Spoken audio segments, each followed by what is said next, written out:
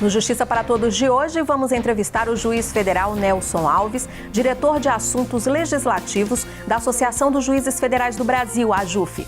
Ele ingressou na magistratura federal em maio de 2006, atuando como juiz federal substituto em Blumenau e Itajaí. Em 2014, tomou posse como juiz federal titular lotado em Chapecó, Santa Catarina. Também já exerceu os cargos de diretor jurídico e presidente da AJUFESC, Associação dos Juízes Federais do Estado de Santa Catarina. Ele está aqui para falar sobre a atuação da AJUF no Poder Legislativo. Fique com a gente, o Justiça para Todos está no ar.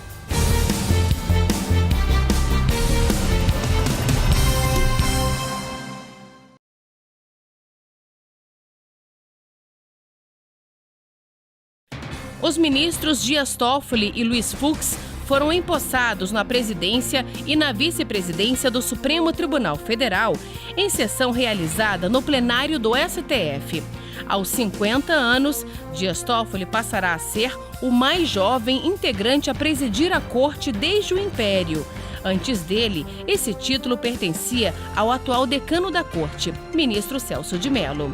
Diversas autoridades compareceram à cerimônia. Dentre elas, o presidente da Associação dos Juízes Federais do Brasil, AJUF, juiz federal Fernando Mendes. Doutor Nelson, muito obrigado por aceitar o convite e participar do programa. Eu que agradeço, Daiane. É sempre um prazer participar do Justiça para Todos. Doutor Nelson, um assunto muito importante que é esse diálogo aberto que a AJUF tem com o Poder Legislativo. E não é um diálogo de hoje. Há muito tempo que a associação tem essa relação bem transparente com o Poder Legislativo. Como é que ela se dá? Olha, na verdade, no nosso Estado existem 3 poderes. O Judiciário, o Executivo e o Legislativo, que são independentes, mas harmônicos entre si. A AJUF é congregada por magistrados federais que fazem parte do Poder Judiciário. Mas nós precisamos manter a boa relação com tanto o Poder Executivo quanto o Legislativo. Até porque o Legislativo é o órgão que aprova as leis desse país.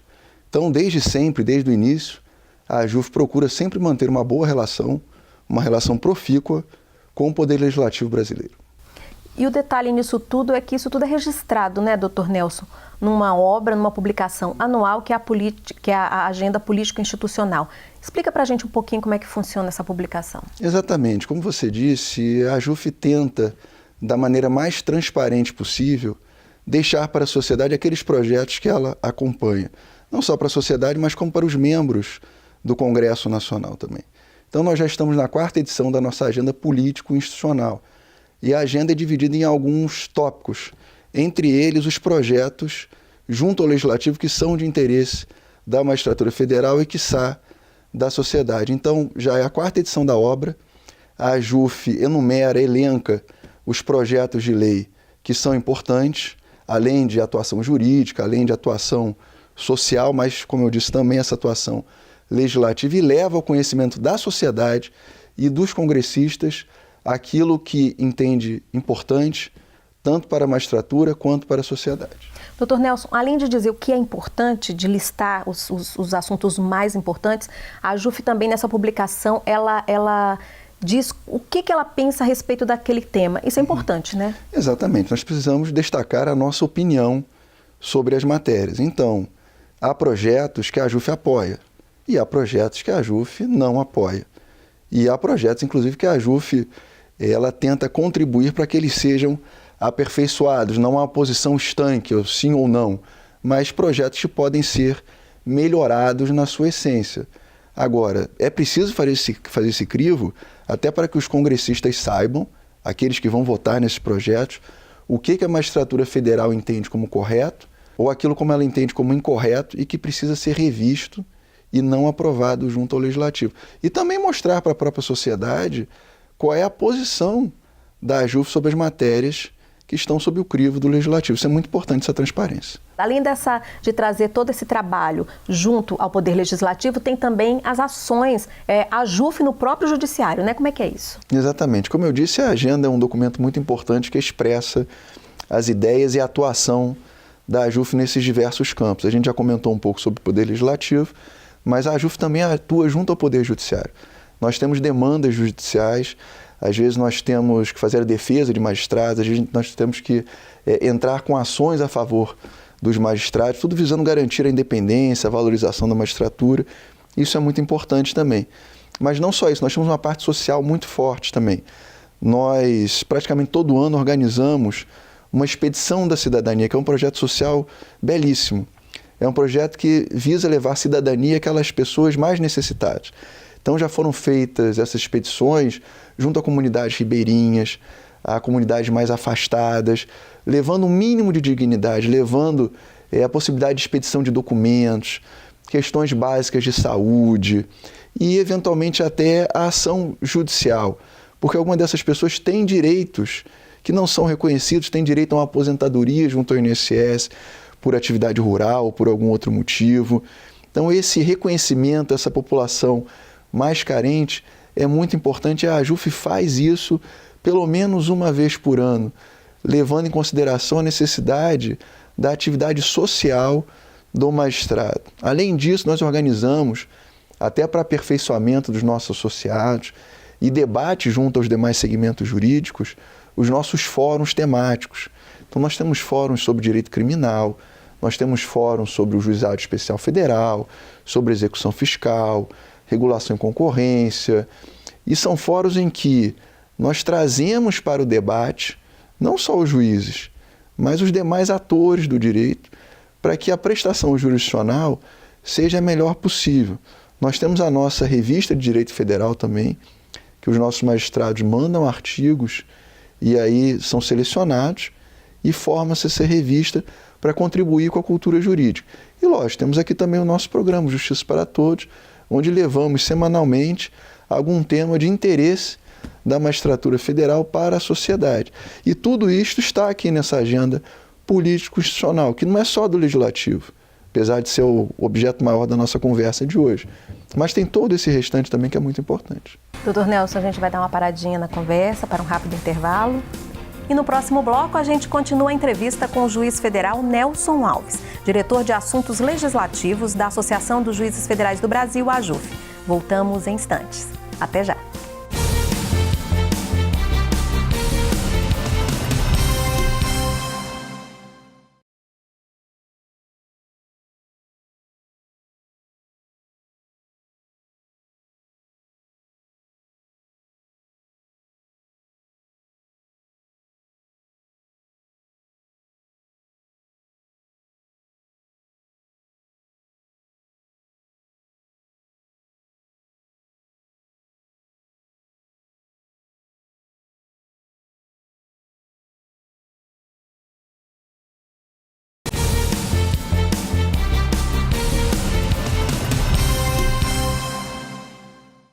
Voltamos a falar com o juiz federal Nelson Alves, diretor de Assuntos Legislativos da Associação dos Juízes Federais do Brasil, a AJUF. Doutor Nelson, no primeiro bloco, no início do programa, nós conversamos sobre toda essa atuação, esse trabalho que a AJUF faz junto ao Poder Legislativo. Agora vamos detalhar alguns dos projetos mais importantes, tá? E eu queria começar a falar sobre o projeto de lei que trata do abuso de autoridade. Que texto é esse e qual é o posicionamento da AJUF em relação a isso? É bom a gente poder esmiuçar esses projetos, porque uma das principais prerrogativas da magistratura é a sua independência. O juiz, para julgar de uma forma isenta, imparcial, ele precisa ser independente, ou seja, ele não pode sofrer pressões externas de quem quer que seja do poder econômico, seja de alguma outra autoridade. Ele precisa ter a necessária isenção e tranquilidade para julgar os processos contra quem quer que seja. O processo da pessoa mais humilde até a pessoa mais poderosa. E esse projeto do abuso de autoridade, quando ele surgiu, ele nos preocupou muito. Quando ele surgiu lá no Senado Federal, o PLS 280 de 2016. E por que nos preocupou? Porque ele fazia com que se tornasse crime ações cotidianas do magistrado. Ações que eram, na verdade, pura e simplesmente decisões judiciais. Então, o magistrado que, por exemplo, decretasse uma prisão preventiva de alguém que, em tese, teria cometido algum crime e que precisasse ser custodiado, precisasse ser retirado da sociedade, ele poderia responder criminalmente por isso, acaso o tribunal, ao julgar algum recurso, reformasse essa sua decisão. Isso contraria os princípios básicos da atuação do Poder Judiciário, uma atuação isenta, imparcial e independente. Afora esse aspecto, existem inúmeros outros que nós poderíamos ficar aqui um bom tempo discutindo.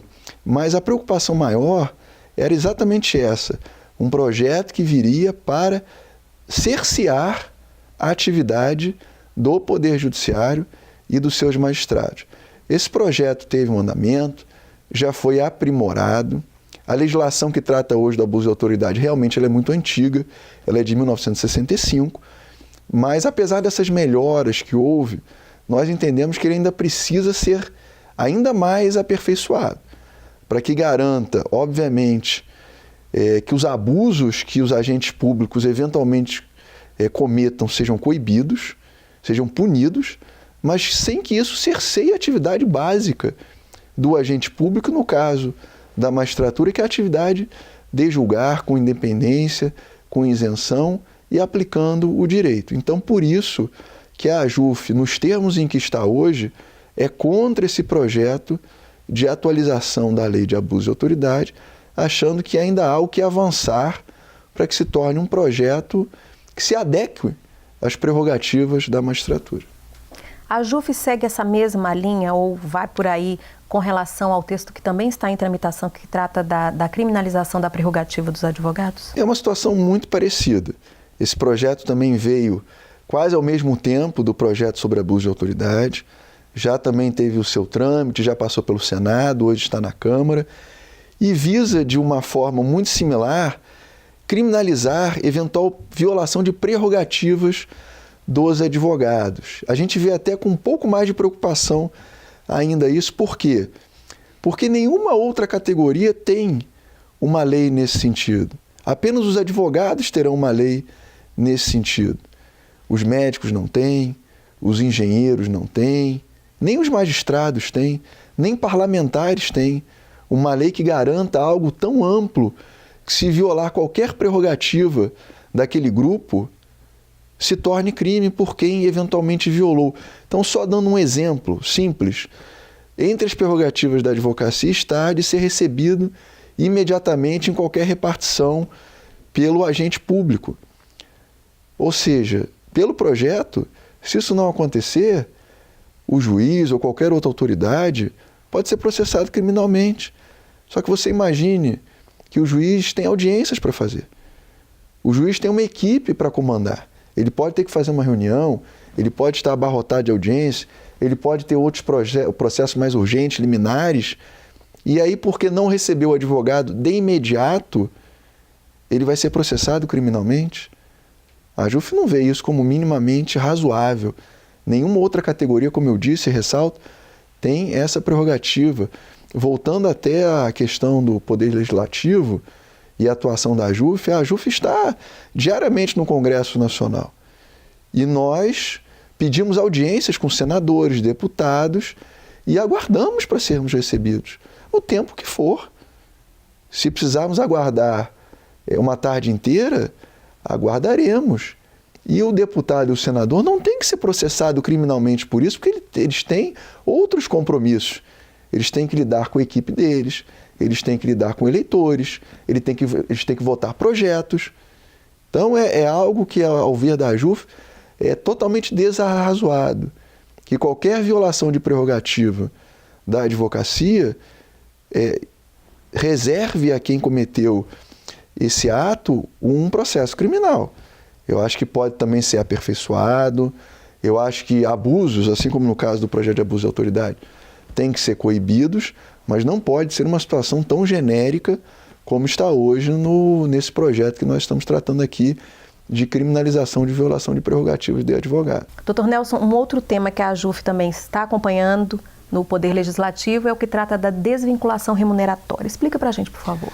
Hoje, o teto, o limite máximo de vencimentos no serviço público é o de ministro do Supremo Tribunal Federal.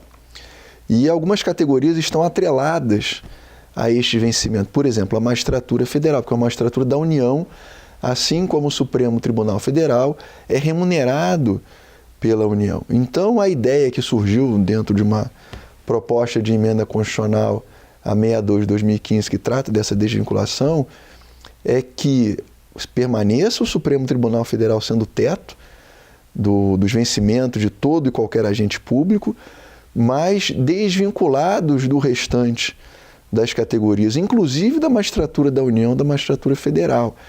Isso é algo muito preocupante, porque hoje nós já temos dificuldade na recomposição dos subsídios da magistratura federal, que simplesmente são a reposição da inflação. Todo ano há uma disputa muito grande dentro do Legislativo para que se obtenha essa revisão dos subsídios, e a maioria das vezes não se consegue.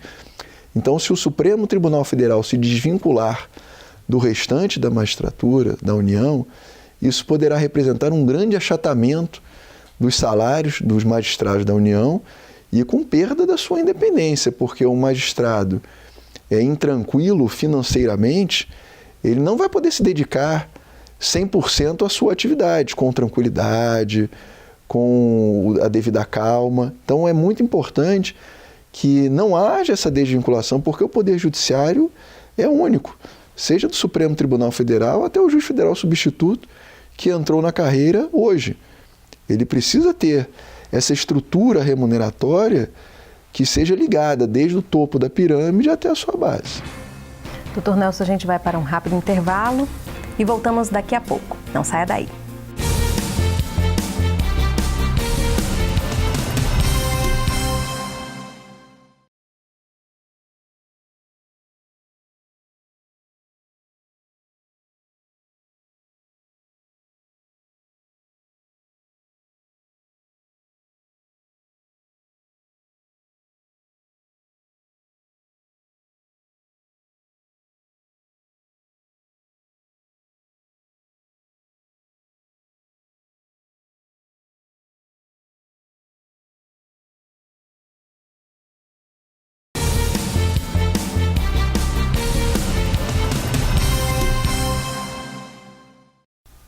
E o Justiça para Todos volta a falar com o juiz federal Nelson Alves, diretor de Assuntos Legislativos da Associação dos Juízes Federais do Brasil, a AJUF. Doutor Nelson, a AJUF tem todo um trabalho voltado à valorização da magistratura. Inclusive tem um projeto de lei em tramitação no Congresso Nacional, que é a PEC 63, que trata da chamada VTM, né? Valorização do tempo da magistratura. De que forma que esse texto garante o reconhecimento do profissional? Como já foi dito no bloco anterior, há a vertente da independência da magistratura, que é muito importante, e para isso nós precisamos de magistrados valorizados. Então, por isso que a gente defende tanto a valorização da magistratura, dos seus juízes, porque magistrado valorizado, sociedade que ganha com isso. Então, essa PEC é muito importante, a PEC 63. O que ela traz? Ela busca retornar o sentido de carreira da magistratura, ou seja, que seja uma carreira atrativa, que o juiz entre lá no início e tenha vontade de ficar na carreira até o final. Nós temos hoje muitos juízes que deixam a carreira no meio do caminho. Por quê? Porque não vem a atratividade na manutenção daquela atividade. E essa PEC, o que ela traz? Ela traz que a cada 5 anos de serviço, o juiz receba uma parcela de valorização do seu tempo na magistratura de 5% dos seus ganhos, até o limite de 35%. Porque hoje, por exemplo, um ministro do Supremo Tribunal Federal ou um juiz com um longuíssimo tempo de carreira, às vezes mais de 35 anos na magistratura, recebe praticamente a mesma coisa que um juiz que acabou de entrar por concurso. E isso gera uma insatisfação por parte, especialmente daqueles que já estão há mais tempo na carreira, que já se dedicaram mais tempo na carreira. Qualquer empresa, qualquer órgão tem uma política de valorização pela permanência naquela empresa, naquele órgão. A pessoa vai galgando posições e, eventualmente, uma melhoria da remuneração. E é isso que nós queremos para a magistratura. Todas as outras carreiras públicas já têm isso. Elas têm acréscimos vencimentais pelo tempo em que elas estão em determinada carreira. Então, elas são promovidas por categorias, por classes, por padrões, e com isso vão tendo um acréscimo remuneratório. E com a magistratura, infelizmente, isso não acontece. O juiz, às vezes, passa uma carreira inteira ganhando a mesma coisa e sem essa perspectiva de uma melhoria de vencimentos, pelo tempo em que ele está na carreira. Então essa proposta visa não só resolver parte da questão remuneratória da magistratura, mas como manter uma carreira atrativa. Essa preocupação em valorizar também atinge a questão da escolha das eleições dentro dos tribunais, não é isso? Existe até uma outra PEC que a AJUF está ali tentando estabelecer de forma que haja uma democratização melhor dentro dos tribunais. Como é que é isso, doutor? O Poder Judiciário, desde a Constituição de 88, talvez seja o poder que menos passou ou experimentou esse processo democrático, eu digo de forma interna. Porque todos os outros poderes, de uma forma ou de outra, eles exercem esse direito de voto para a escolha da sua chefia, especialmente o Legislativo.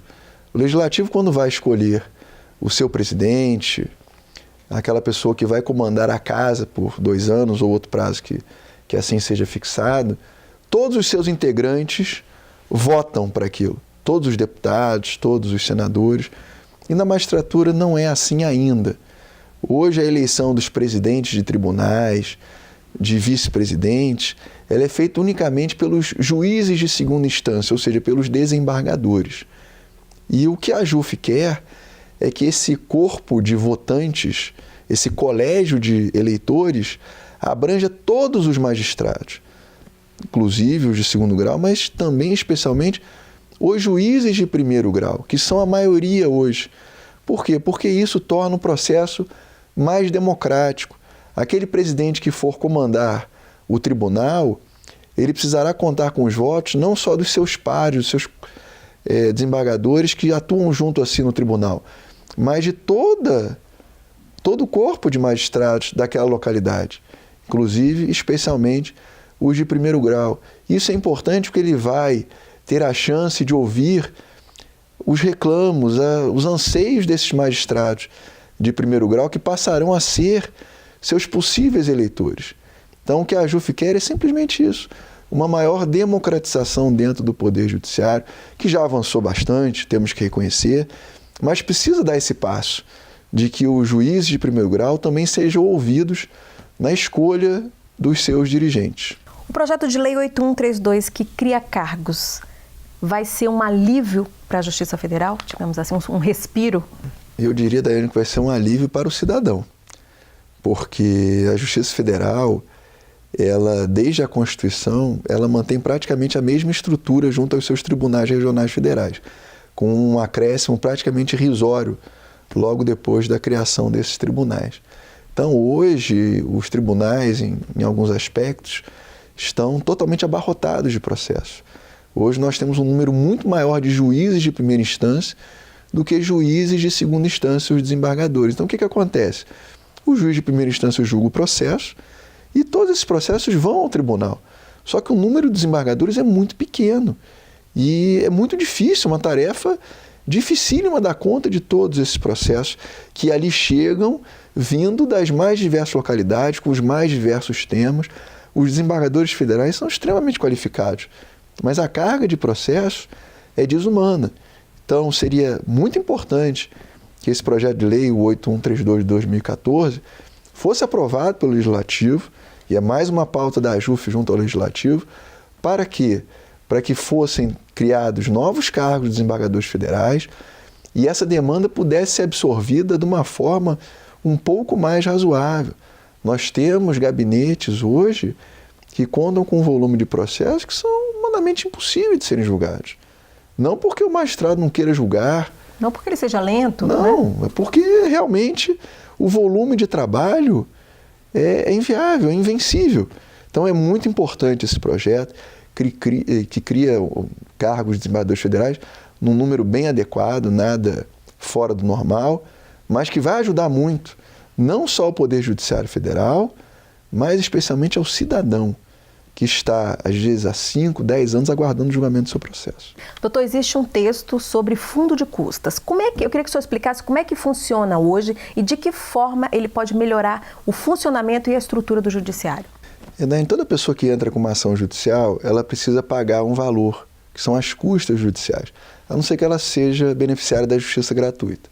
Mas algumas pessoas não são, então elas pagam essas custas. O que acontece hoje? Essas custas, ao invés de serem direcionadas diretamente para o Poder Judiciário, que é quem está prestando o serviço, elas vão para o cofre geral da União e não revertem em favor do Poder Judiciário e, em consequência, não revertem melhorias para o próprio Poder Judiciário e para o cidadão.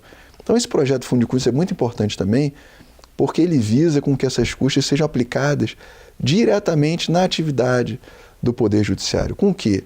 Melhoria nos fóruns, melhoria nos equipamentos de uso diário, mais facilidade no pagamento de perícias, que são imprescindíveis à Justiça Federal.